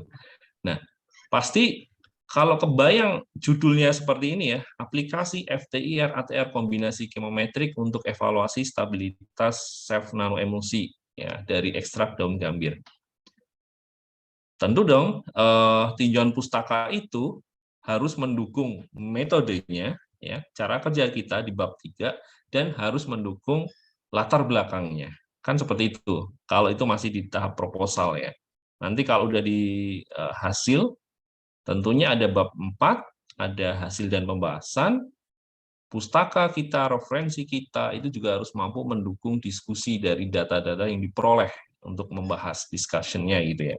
Nah, standar aja, ya kan, standar. Akan diurai. Oh, objeknya apa sih? Gambir, gitu ya. Makanya biasanya kalau di skripsi itu ya, skripsi, tesis, bahkan di disertasi gitu ya, ada uraian tentang tanamannya dulu, kemudian ada uraian tentang self nanoemulsi itu kayak mana, kemudian pengembangan FTIR, analisis chemometrik itu seperti apa di breakdown, ya enggak? Nah, ini yang sudah mulai menyusun sih ya, yang sudah mulai menyusun proposal atau sudah melalui tahap skripsi akan paham di situ. Tapi nanti ketika kita membicarakan ini tadi, membicarakan penulisan untuk artikel ilmiah yang tujuannya untuk publikasi, untuk proceeding ya, untuk proceeding, untuk apa istilahnya seminar, diseminarkan gitu ya. Nah, tentu akan berbeda strukturnya. Jadi nggak ada tinjauan pustaka seperti di skripsi, di proposal nggak ada. Bahkan di PKM pun, di PKM tahun ini ngomongin PKM kuotanya turun jauh ya, karena memang dana di pusat kan berkurang, jadi jauh. Saya aja cuma dapat meloloskan satu tim pendanaan ya. Kemarin bisa sampai 4 tim lolos semua, ini cuma 1. Nah, ketika di proposal kayak seperti deskripsi tadi sama, tapi ketika di artikel ilmiah strukturnya beda. Ya, coba dicari artikel-artikel yang pernah kalian mungkin sudah mulai baca-baca gitu ya. Tinjauan pustaka nggak ada. Dia sudah include dengan introduction atau di latar belakang dan hasil nantinya. Gitu ya. Jadi istilah tinjauan pustaka ya memang lebih tepatnya ketika kita membicarakan proposal, terus laporan hasil penelitian, ya salah satunya bentuknya skripsi, kalau itu S1 gitu ya, tesis untuk S2, disertasi untuk di S3. Oke, nah kemudian ada hal yang unik ya, kalau saya cermati ketika nguji atau kita membaca skripsi, bahkan di artikel ilmiah juga sama, masih ada contoh-contohnya banyak gitu ya. Kita terbiasa ketika menuliskan sitasi ya dalam suatu, misal kalau ini di tinjauan pustaka ya, tadi mengulas tentang kandungan kimia gambir misal gitu ya. Nah, itu satu paragraf diakhiri dengan sitasi 1, ya enggak? Nah, itu biasanya ciri-cirinya sih di tinjauan pustaka di bab 2 atau di proposal itu seperti itu, dan teman-teman S1 banyak nih yang melakukan tata cara penulisan seperti itu gitu ya. Kalau ini mending ya, ada beberapa sitasi atau referensi, ini Aditya, ini Gitawati gitu ya. Tapi ada nih 1 di paragraf ini bawahnya. Cuman satu paragraf 1 misal seperti itu. Nah, itu pun nanti akan menjadi semacam penilaian tentang kualitas di dalam tinjauan pustaka atau sitasi teman-teman gitu ya. Nah, yang bagus bagaimana? Ya, relatif sesuai kebutuhan juga sebenarnya, sesuai dengan tujuan juga gitu ya. Kalau kita mau menuliskan sitasi yang baik misal di latar belakang, itu akan berbeda dengan di tinjauan pustaka. Tentu triknya atau nanti tata caranya juga sedikit berbeda ketika kita menuliskan di discussion ya, di bab 4 kalau di skripsi, atau nanti kalau di artikel itu di hasil dan pembahasan. Tetapi ya, teman-teman harus mulai mengenal bahwa tinjauan pustaka itu tidak hanya dipandang sebagai formalitas gitu ya.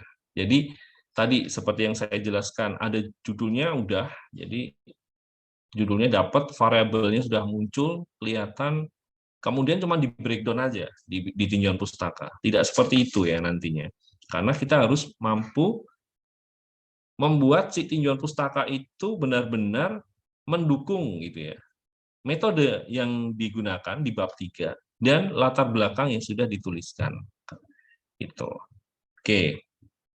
Ini cepat ya, PPT-nya singkat karena juga udah malam gitu ya. Kita akan lebih banyak nanti diskusi saja terkait dengan penulisan, tinjauan pustaka, referensi, sitasi, dan seterusnya. Tadinya saya pikir materinya itu saya mau dikasihnya tentang reference manager gitu ya. Saya belajar, saya coba cermati, oh ternyata tinjauan pustaka ya. Makanya ya udah saya tampilkan tadi itu terkait dengan apa-apa yang memang harus bisa kita pahami ya. Kita mau menulis tinjauan pustaka ini tujuannya itu apa dulu gitu. Oke, saya akan mencoba menyimpulkan apa yang harus dilakukan ketika kita menuliskan, entah itu nanti sitasi ya bahasanya ya. Kalau yang saya terima tadi tinjauan pustaka, maka kita harus mengenal dulu ruang lingkup kajian tulisan. Nah, ilustrasinya seperti tadi kita bikin es lemon tea ya sebenarnya ya. Kita harus paham dulu apa sih yang akan kita tulis gitu loh. Kalau saya mau menuliskan hasil riset atau karya ilmiah tentang tadi ya, tentang self nanoemulsi gitu ya, dari bahan ekstrak apa ya, kemudian pakai metodenya apa gitu, ya kita harus paham ruang lingkup kajian tulisan kita itu sejauh mana. Ya, apakah ada 3 variabel yang harus kita breakdown nanti gitu ya. Nah, itu terkait dengan ruang lingkup. Kemudian benar-benar mengenal permasalahannya. Nah, apa sih maksud permasalahannya? Kalau saya mau menguraikan tadi gambir, ya. Nah, hal yang memang penting di gambir yang kaitannya dengan penelitian itu langsung relevan itu apa? Jadi nggak harus semuanya dituliskan kan gitu ya. Hanya nanti memenuhi bab 2 ya, memenuhi menebal-nebalkan tinjauan pustaka. Padahal itu ya nggak ada faedahnya juga, misal seperti itu.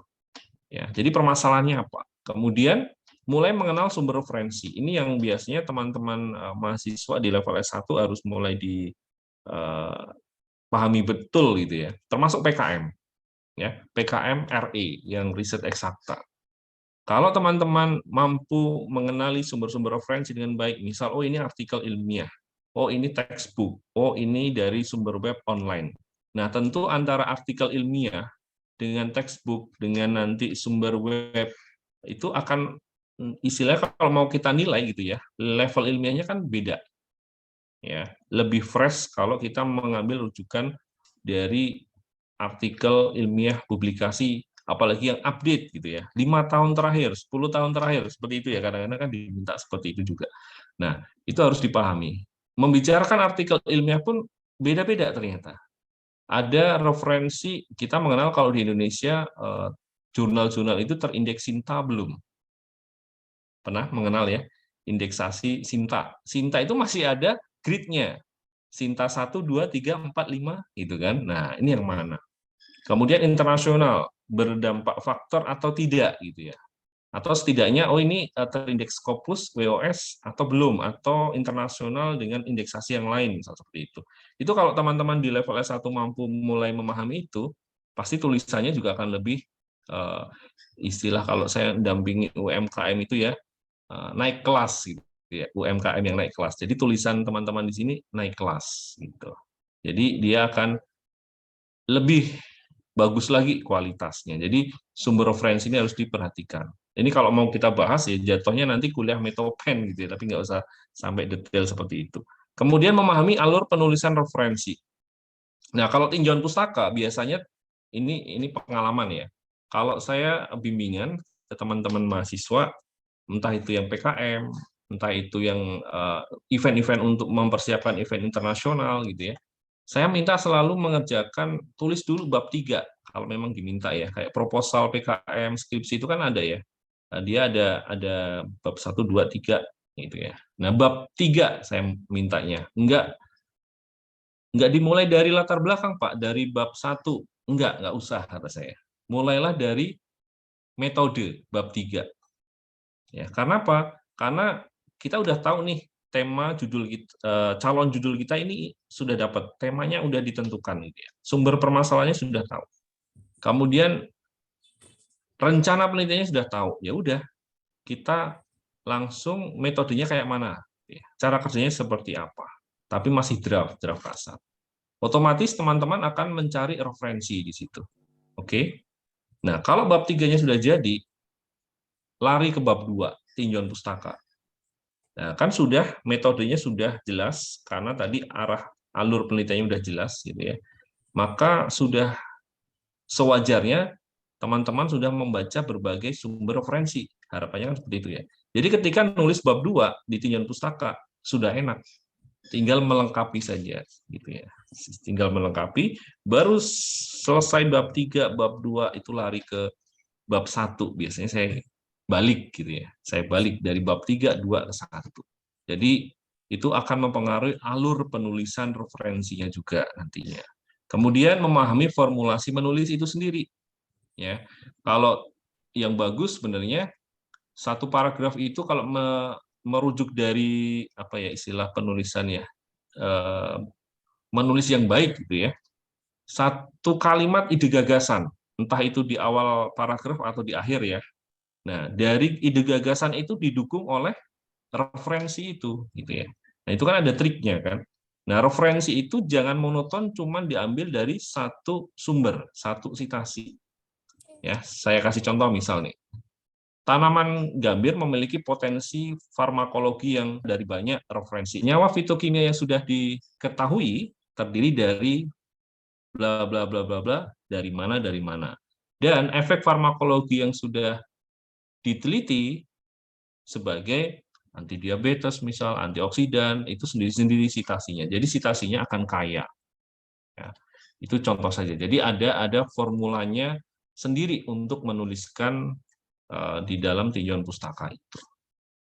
Oke, itu saja saya kembalikan ke Mbak Moderator ya. Kita akan lebih banyak diskusi santai saja, karena juga sudah malam ya. Takutnya teman-teman di sini juga malah ngantuk malah tidur gitu ya. Nah, saya harap bisa masih on fire gitu ya. Oke, terima kasih Mbak Gita. Saya kembalikan ke Mbak Gita dulu. Baik Pak, terima kasih atas pemaparannya. Karena pemaparan materinya sudah selesai ya, akan kita lanjutkan ke sesi tanya jawab. Bagi seluruh partisipan yang ingin bertanya atau berdiskusi langsung, saya persilahkan untuk raise hand, lalu menyalakan mikrofon setelah dipersilahkan, atau mengetikkan pertanyaan di kolom chat Zoom dengan format nama, _asal instansi, _pertanyaan, yang kemudian akan saya bacakan kepada pembicara kita.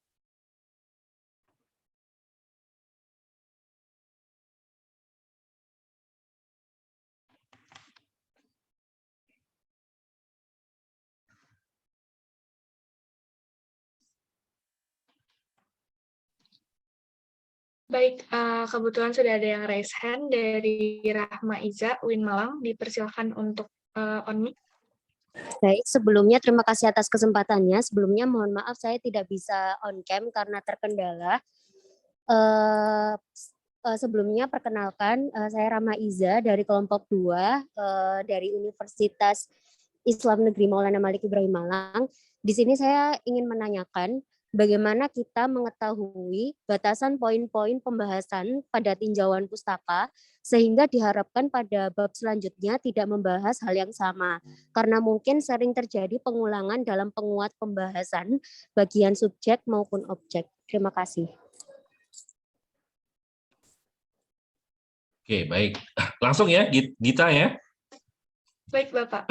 Ya, betul ya. Kadang-kadang banyak saya temukan, entah itu di skripsi, proposal PKM, ataupun saya nge-review artikel manuskrip jurnal ya itu ya.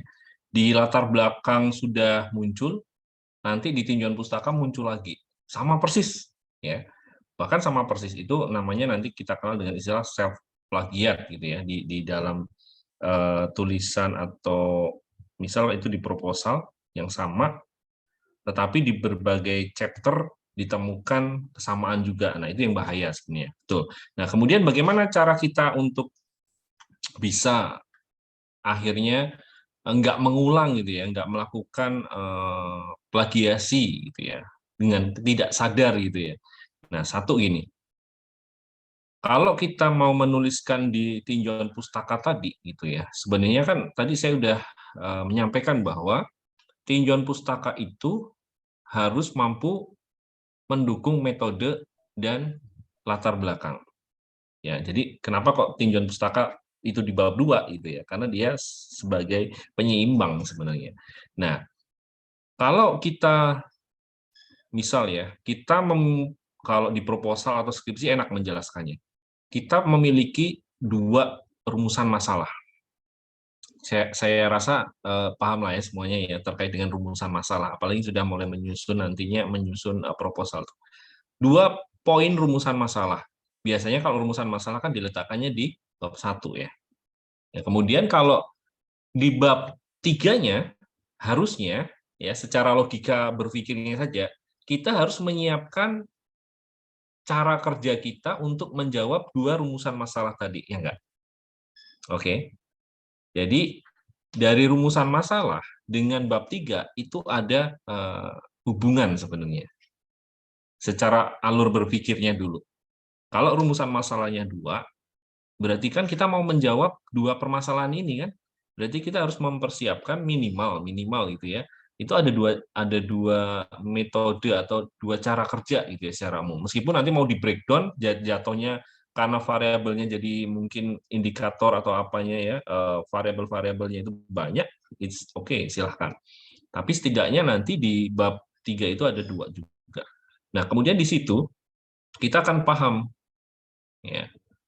Kalau kita mau menuliskan di bab 2 itu ya yang mendukung bab 3 dan bab 1 tadi, pasti kita sudah membuat semacam detail gitu ya.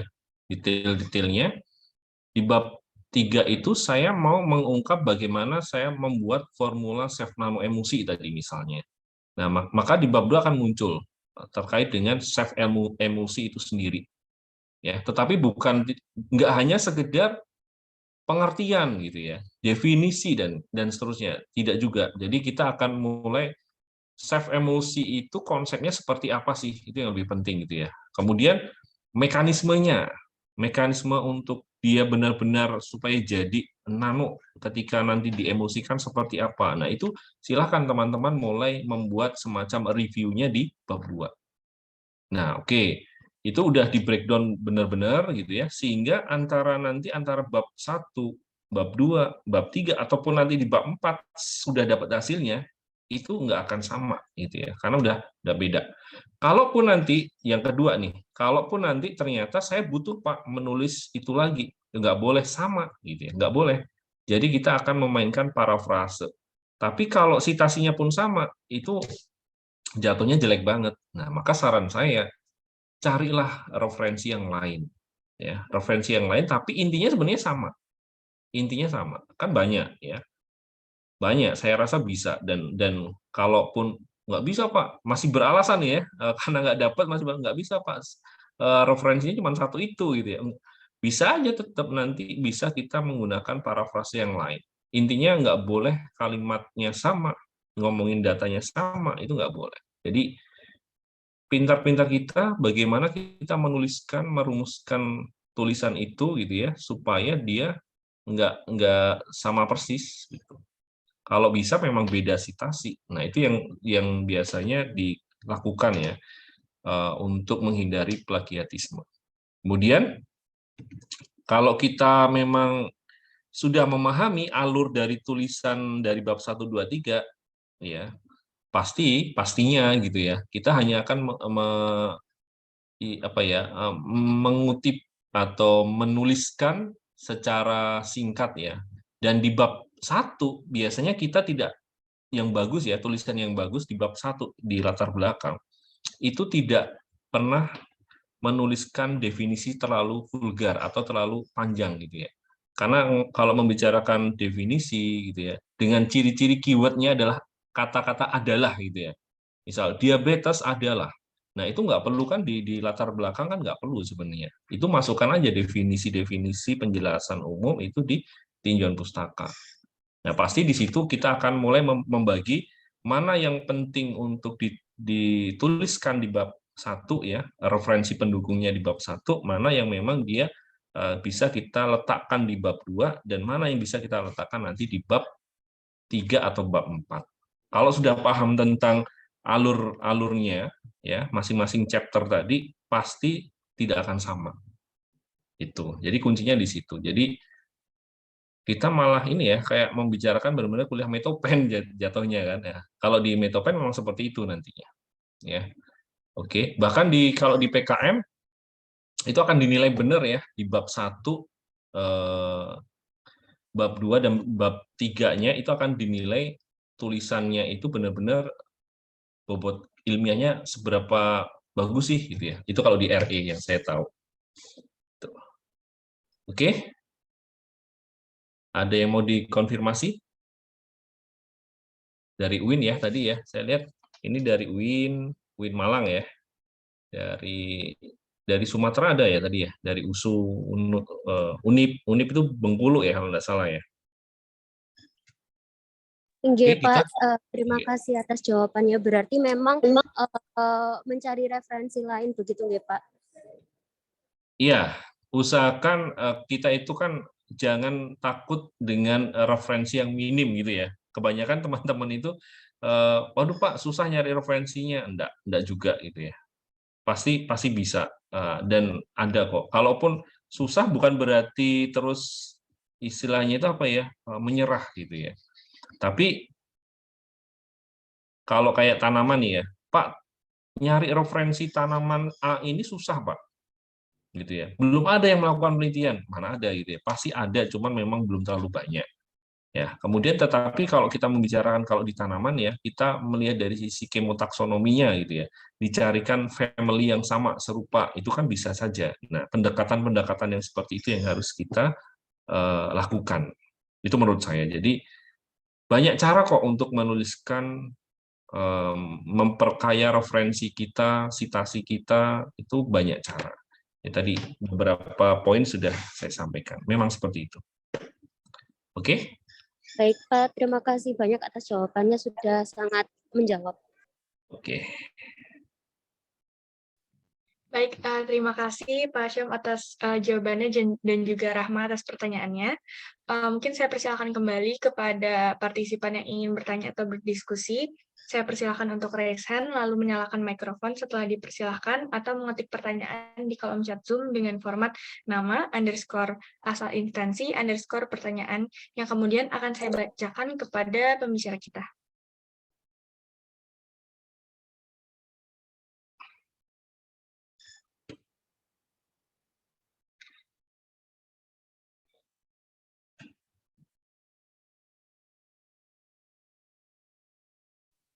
Dan diingatkan lagi kembali kepada seluruh partisipan untuk menyalakan kameranya dan juga ikut berpartisipasi secara aktif dalam diskusi.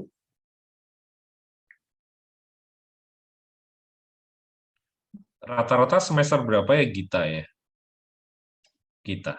Setahu saya rata-rata sih semester 5 yang udah ikut. Berarti masih semangat-semangatnya dong ya. Semester 5 itu berarti 2020. Iya, betul Bapak. Ya. Baik, 2020 ya. Jadi peluang untuk ikut tahun depan kayak PKM gitu ya, event-event internasional itu kan masih panjang ya. Jadi usianya itu masih panjang tuh. Jadi manfaatkanlah istilahnya apa ya, diskusi-diskusi seperti ini ya. Tadi kayak Pak Hari Purnomo sudah menyampaikan docking kayak gitu ya. Itu pun sangat-sangat apa ya, sangat-sangat komprehensif ya. Kalau saya pribadi di tim riset saya di teknologi fitofarmaseutika, di tim anak-anak yang mengembangkan produk itu pun kepake gitu ya. Dan makanya di situ kaitannya dengan sitasi, dengan referensi. Nah, kita nyambung ya. Jadi bagaimana kita mulai melakukan pencarian referensi yang baik gitu ya, yang nantinya bisa kita masukkan ke dalam karya-karya tulis kita gitu ya. Tadi di beberapa slide saya sampaikan ada beberapa mahasiswa saya, tim di situ tim itu bikin produk, memang produk basisnya. Cuman awalnya kan tetap karya ilmiah ya, ada karya tulisnya gitu loh. Meskipun nanti di bahasa Inggris kan sama saja. Nah, butuh ilmu ya. Bagaimana sih kita mulai melakukan referensi yang baik, kemudian memanage, mengelola, menulisnya, itu butuh skill seperti itu. Jadi teman-teman semester 5 kan masih punya banyak waktu gitu ya untuk hal-hal yang seperti itu. Jadi kalau di Isma Farsi, meskipun ini di organisasi ya jangan ketinggalan juga dengan istilah kalau saya membimbing anak-anak himpunan di farmasi Unsri itu ya dengan prestasinya. Gitu. Oke, ada lagi yang mau didiskusikan? Mungkin saya persilakan kembali kepada seluruh partisipan yang ingin bertanya atau berdiskusi dengan Pak Syaum untuk raise hand, lalu menyalakan mikrofon setelah dipersilakan atau mengetik pertanyaannya di kolom chat Zoom dengan format nama, underscore asal instansi, underscore pertanyaan yang kemudian akan saya bantu bacakan kepada pembicara kita.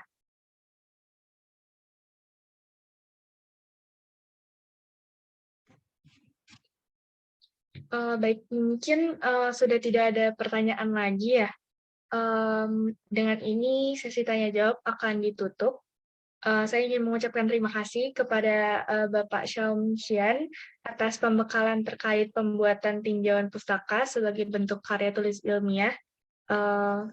Dan sebelum kita melanjutkan ke acara selanjutnya, apakah dari Bapak Syaum ingin menyampaikan sedikit closing statement untuk mengakhiri sesi kali ini? Ya, baik. Kita akhiri ya untuk sesi yang kedua terkait dengan penulisan tinjauan pustaka. Jadi intinya teman-teman mahasiswa semua yang masih kebanyakan di semester 5 gitu ya, bahwa menuliskan referensi atau citasi ya dalam suatu karya ilmiah, entah itu nanti di proposal, laporan hasil, ataupun di artikel ilmiah untuk keperluan publikasi, itu tidak boleh dipandang sebelah mata gitu ya. Kita harus meningkatkan kualitas tulisan ilmiah itu juga dengan memperhatikan sumber-sumber referensinya, kemudian tata cara penulisannya, ya, karena sebenarnya dalam penulisan ilmiah itu juga seni, gitu ya. Jadi tidak melulu tentang sisi akademik, science kayak gitu ya, tidak, tapi juga ada sisi seninya, art, ya kan.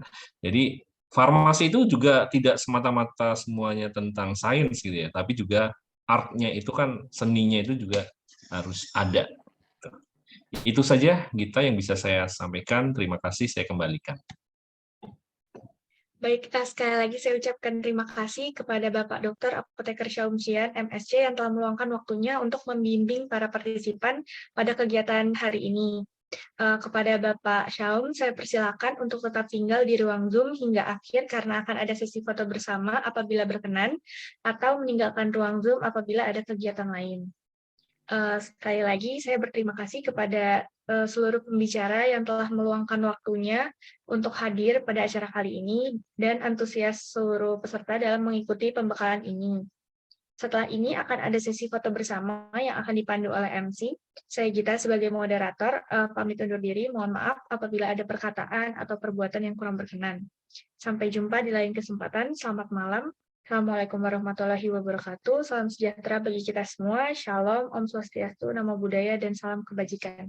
Saya kembalikan kepada Nurul Masyita Rahmi selaku MC.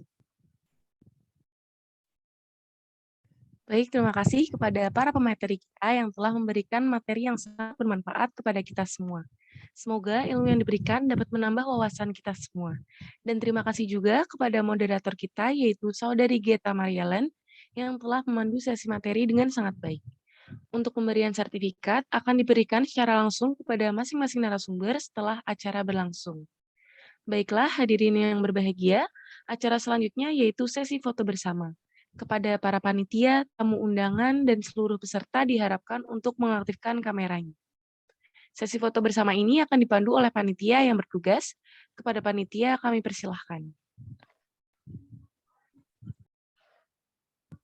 Baik, mungkin hitungan dari saya. 1, 2, 3. Mungkin bisa sekali lagi. 1, 2, 3.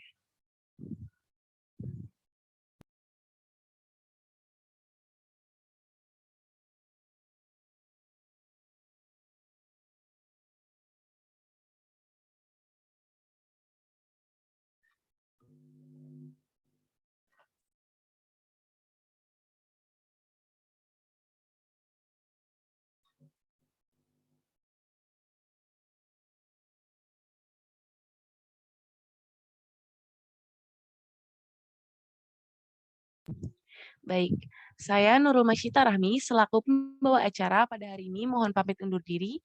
Mohon maaf apabila terdapat tutur kata dan perilaku yang kurang berkenan pada acara hari ini. Terima kasih banyak. Wassalamualaikum warahmatullahi wabarakatuh. Waalaikumsalam. Terima kasih Bapak. Sama-sama izin live ya. Ya, silakan Bapak. Sama-sama. Selamat malam semuanya. Selamat malam Pak Hari, izin Iya, keluar. monggo, monggo.